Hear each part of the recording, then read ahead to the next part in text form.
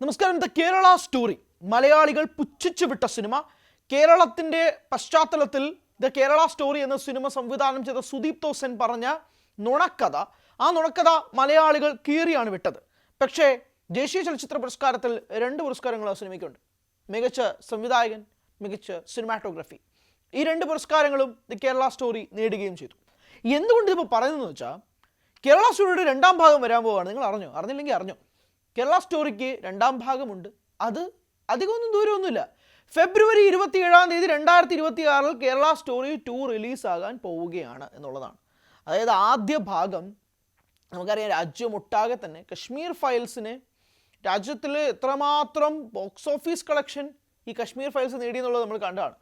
അതേപോലെ ഗംഭീരമായ box office collection Kerala story നേടിയിട്ടുണ്ടായിരുന്നു. എത്രയോ ചർച്ചകൾ ഉണ്ടായിട്ടുണ്ട് അതുമായിട്ട്, അല്ലേ? ഈ സിനിമയിൽ ആദാ ശർമ്മയാണ് നായികയെത്തിയത്. ഒരുപക്ഷെ ആദാ ശർമ്മയെ സംബന്ധിച്ചിടത്തോളം പുള്ളിക്കാരുടെ കരിയറിൽ ഏറ്റവും നിർണായകമായ സിനിമയായിട്ട് കേരള സ്റ്റോറി മാറി. അതിനുശേഷം ആദാ ശർമ്മ പിന്നെ എങ്ങോട്ടേക്കോ പോയി.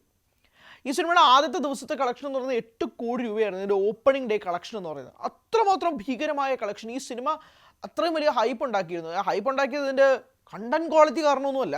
ഇതിൻ്റെ ഹൈപ്പ് ഉണ്ടായത് ഈ സിനിമ സംസാരിച്ച വിഷയം ഒരു തരത്തിൽ പോലും വസ്തുതയല്ല എന്ന് പറഞ്ഞുകൊണ്ട് ഈ സിനിമയെ വിമർശിച്ചവർ, നമ്മൾ ഉൾപ്പെടെ ഉള്ളവർ ഈ സിനിമ സംസാരിച്ചിരുന്നു, ഈ സിനിമ ഡിബേറ്റ് ചെയ്തിരുന്നു, ചർച്ച ചെയ്തിരുന്നു. ഇതെല്ലാം സൊസൈറ്റിയിൽ സൃഷ്ടിച്ചൊരു ഹൈപ്പുണ്ട്. എന്താണ് ഈ സിനിമയിൽ സംസാരിക്കുന്നത് എന്നത്. ഈ സിനിമയുടെ ട്രെയിലർ അത്രയധികം ചർച്ചയായതാണ്. ഇതിനകത്ത് എവിടെയാണ് വസ്തുത എന്ന് ചോദിച്ചതാണ്. ഇതിൻ്റെ നമ്പേഴ്സിൽ, കണക്കുകളിൽ ചോദ്യം ചെയ്തതാണ്. ഇങ്ങനൊരു സംഭവമേ ഉണ്ടായിട്ടുണ്ടോ എന്ന് ചോദ്യങ്ങൾ ഉയർന്നതാണ്. ഇതെല്ലാം നമ്മൾ കണ്ടതാണ്. ഇപ്പോഴിതാ നാഷണൽ അവാർഡിൻ്റെ തിളക്കത്തോടെ കേരള സ്റ്റോറി 2 വരുന്നു. ഇതിൻ്റെ ഷൂട്ടിംഗ് വരെ കഴിഞ്ഞു എന്നുള്ളതാണ്. പക്ഷേ ഈ സിനിമയുടെ ഷൂട്ടിങ്ങിൻ്റെ അനൗൺസ്മെൻറ്റോ അല്ലെങ്കിൽ 2ാം ഭാഗം വരുന്നു എന്നുള്ള അനൗൺസ്മെൻറ്റ് പോലും ഇവിടെ ആർക്കും ഉണ്ടായിട്ടില്ല. നമ്മൾ ഈ 2ാം ഭാഗങ്ങൾ വരുന്നത് ആദ്യമായിട്ടൊന്നുമല്ലല്ലോ കാണുന്നത്. ഇപ്പോൾ ഏറ്റവും കൂടുതൽ ആൻറ്റിസിപ്പേറ്റഡ് ആയിട്ട് നിൽക്കുന്ന ദൃശ്യത്തിൻ്റെ 3ാം ഭാഗം വരാൻ പോവുകയാണ്. അത് ദൃശ്യം 2 ഹിന്ദിയിൽ ഹിറ്റായിരുന്നു.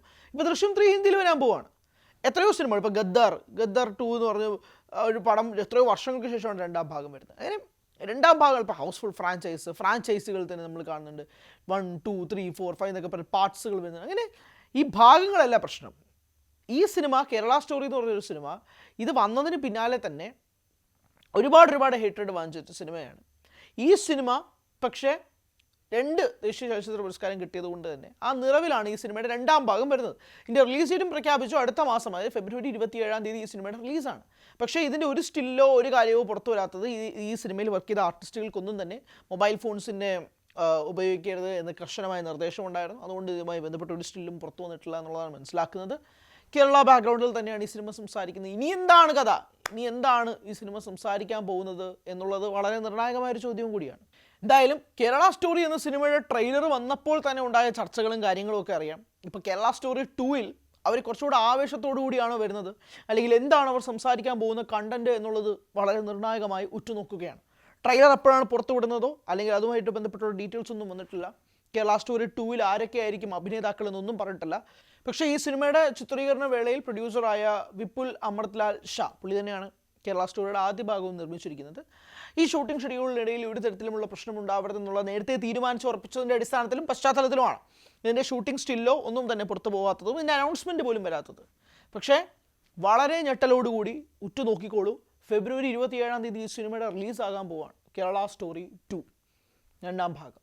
അപ്പോൾ അതിന് മുന്നേ ട്രെയിലർ വരും, അതിന് മുന്നേ ഒരു പോസ്റ്റേഴ്സ് ഇറക്കും. എങ്ങനെയാണോ ഈ സിനിമയുടെ ആദ്യ ഭാഗത്തിൽ അവർ ക്രിയേറ്റ് ചെയ്ത അൺനെസസറി ഹൈപ്പ്, അതേപോലെ തന്നെ 2ാം ഭാഗത്തിലും വരാനുള്ള സാധ്യതകൾ ഏറെയാണ്.